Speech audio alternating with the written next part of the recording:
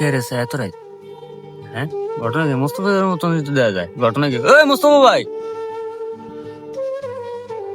শরীফিনি আমার জিয়া মেলা দেখছিলেনি ফোলাটা এই সকালবেলা যে ঈদের দিন যে বাইরেছে এই পর্যন্ত কোনো ফোলাটার খবর নাই।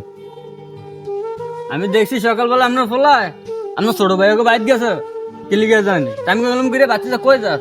কই কাকা গো বাইক যায় কিলিগে যান। আমি আর জিগাই না। দেয়া যাইতেছে মিথ্যে ও মা হাসাই তো ও যে হে আইতা আছে অনেক কই বলাম দেন। কিরে আব্বাই কেন বিশ্বাস?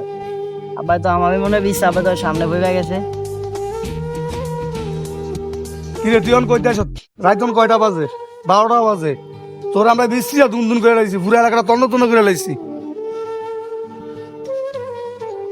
আব্বা গেছিলাম তো কাকা গো ভাই, আমাকে তো কোবান টোবান দেন না, এরা তো কোবান দিছে। গেছিলাম দেখি গোসমস দেয়টাইনি। কই তোর গোস্ত গোস্ত দেয় না তোর কাকা? কাকা সবাই গোস্ত দিছে, আমারা দেখা অন্যমি কি হয়ে গেছে। তোর কাকি তোর দেখে না? হ্যাঁ কাকি তো দেখছিল, কাকি আমার দেখা হ্যাঁ গো বাফের ভাই সবাই গোস্ত দিছে, আমার দেখা আসতে ঘর ঢুকিয়া দরজা আটকে দিছে। আরে মোস্তফা ভাই, এই যে ছোট ভাইয়ের লিগা এত কষ্ট করছেন, রিক্সা চালিয়ে মানুষের মতন মানুষ করছেন, এই যে সরকারি সার্কি পাইছে।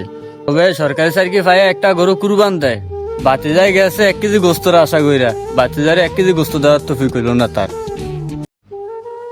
দেখ বাবা মন খারাপ করিস না, এই বছর আমাকে তহবিল আমরা গরু কুরবান দিতে পারি না, আগামী বছর আল্লাহ তোকে দিব। তোর তো গোস্ত খাইতে মন চাইছে, যা আমি ওই আসিনা দোকান থেকে একটা 12 নম্বর কিনে লই, তুই বাসায় একটু রেস্ট নিয়ে যা যা।